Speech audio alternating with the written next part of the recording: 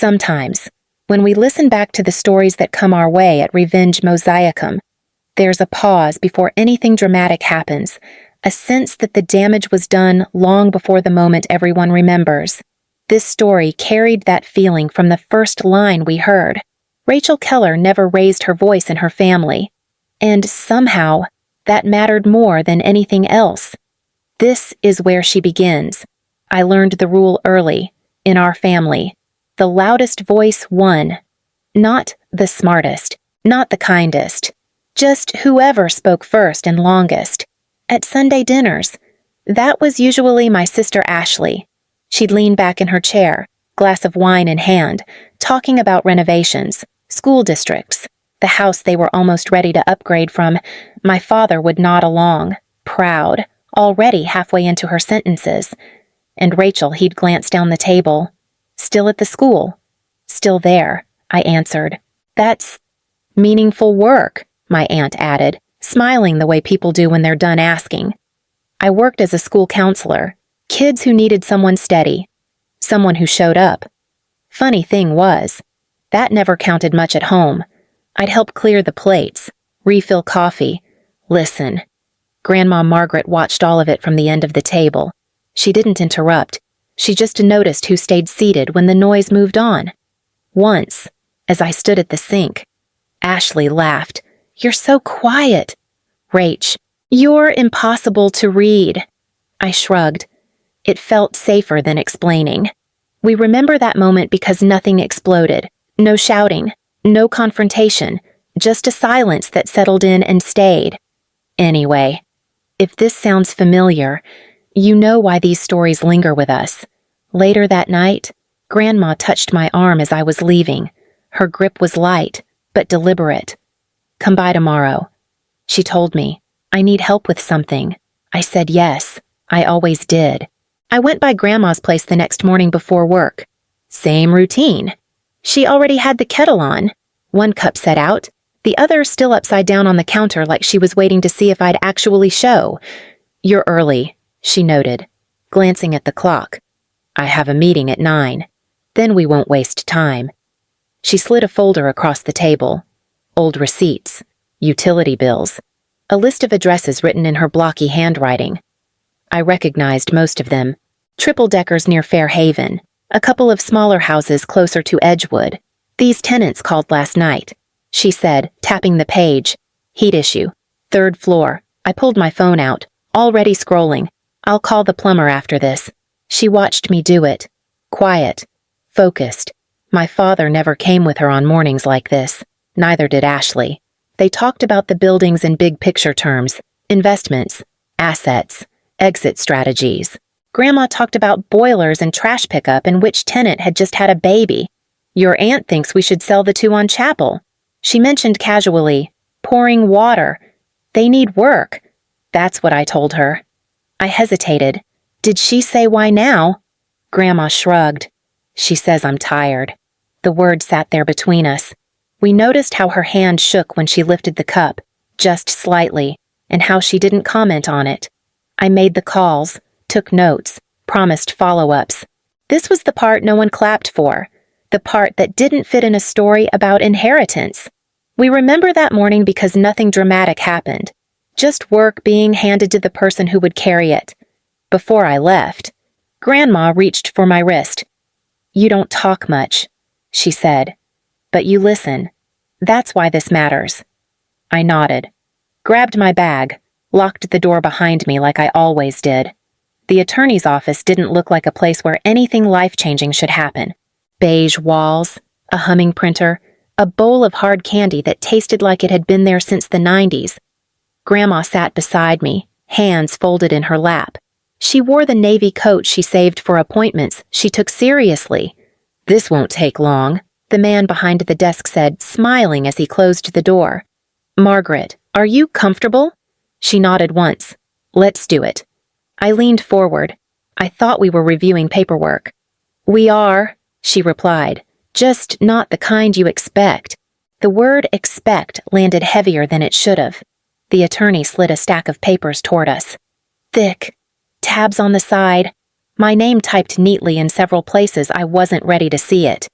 Rachel, Grandma continued, calm as ever. I don't want my houses turned into checks. I looked at her.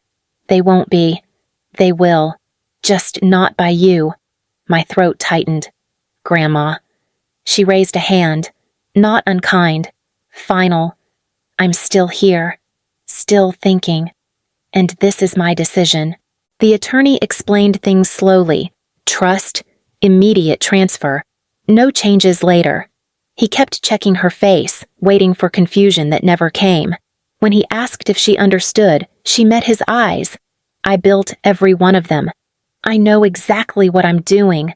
We noticed the moment Rachel stopped trying to talk her out of it and just listened. My name echoed in my head. Trustee, beneficiary, responsibility stacked on responsibility. After we signed, Grandma gathered her purse. Don't tell them, she said quietly as we stood. Not yet. I followed her out onto Elm Street, the door clicking shut behind us. You'll see, she added, adjusting her coat, how they treat you when they think you have nothing. I didn't answer. I didn't trust my voice. We walked to the car in silence. And just like that, everything was different. Even though nothing looked it. For a long time, nothing on the outside changed. I still went to work every morning. Same parking lot. Same coffee that tasted burnt no matter where I bought it. At family dinners, Ashley talked. My father nodded. I passed the bread. Behind the scenes.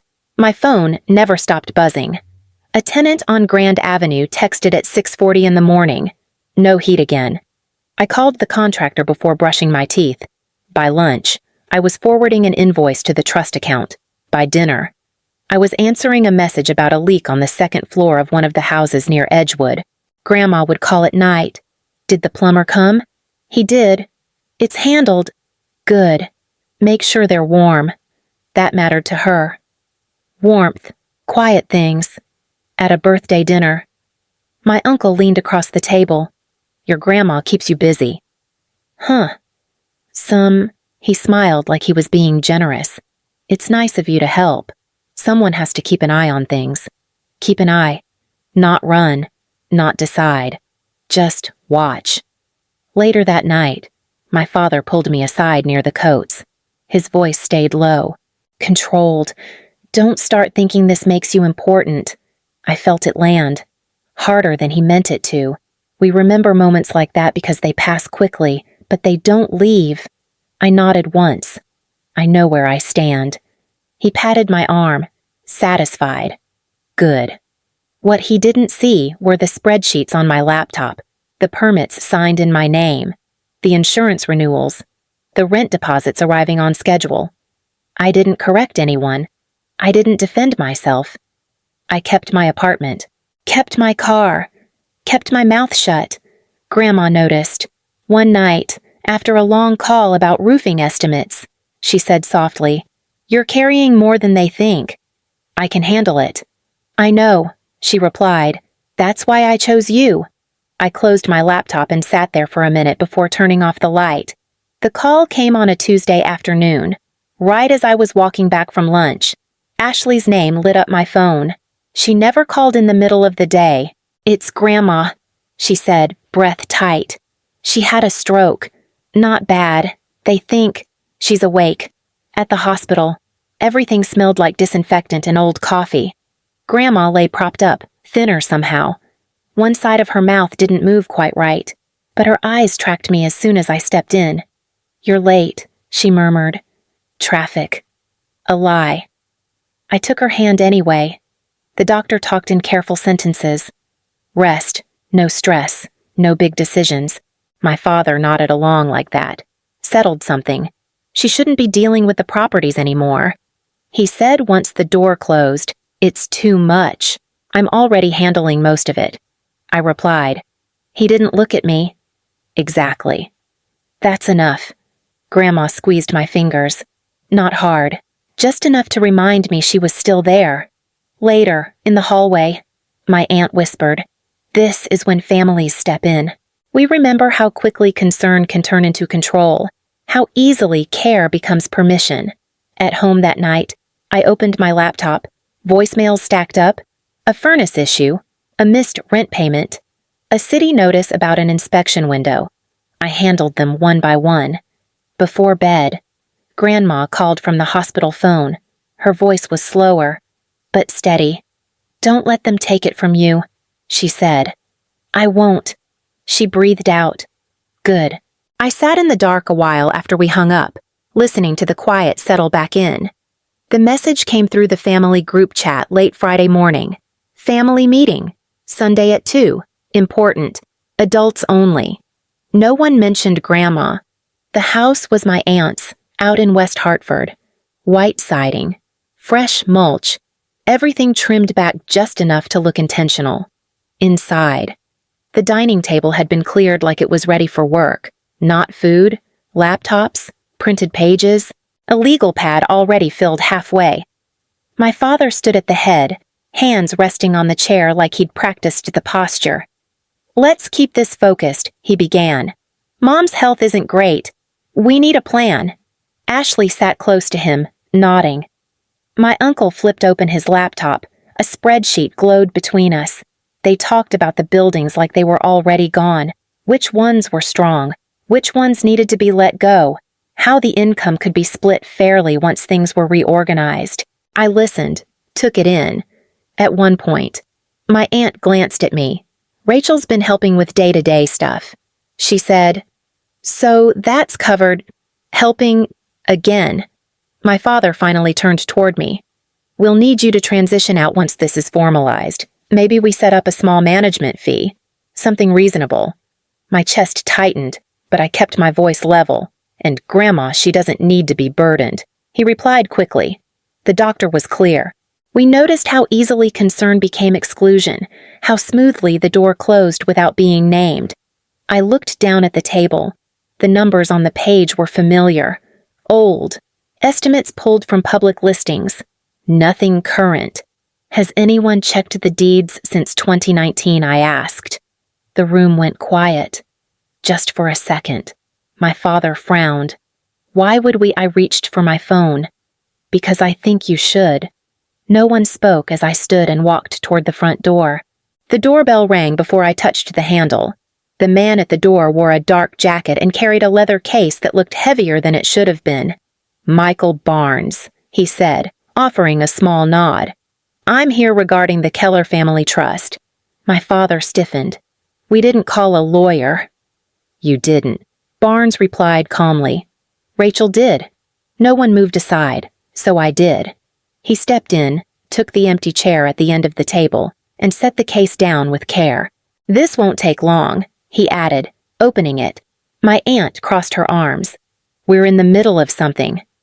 "I know," Barnes said. "That's why I'm here."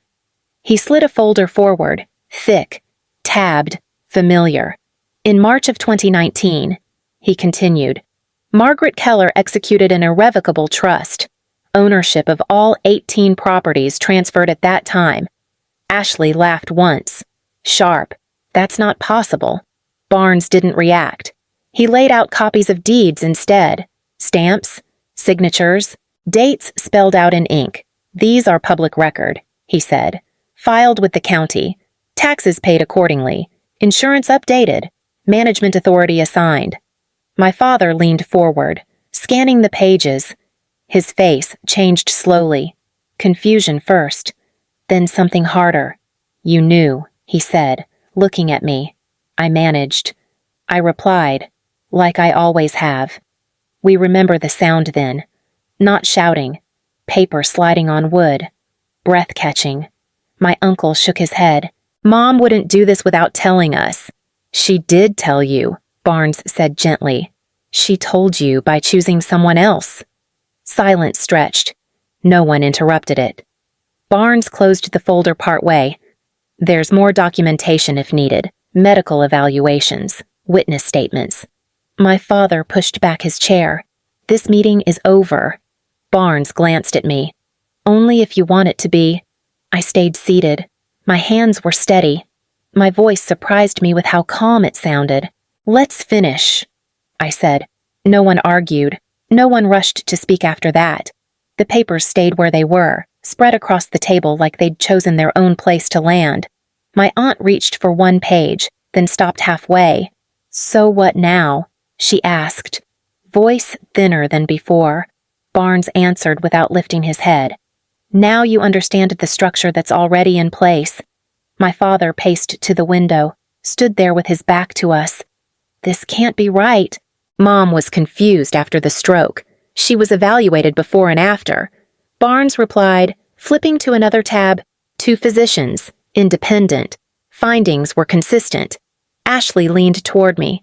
"You should have told us." I met her eyes. "Grandma asked me not to." "That's convenient. It was her choice." My uncle exhaled sharply. "So you just sit on it. 5 years." "I worked," I said, "every day." We noticed how the room shifted then. Less anger, more recalculating. People searching for a different angle. Barnes closed the case halfway. Any challenge would be expensive and unsuccessful. "That's not a threat. It's a summary." Silence again. Heavier this time.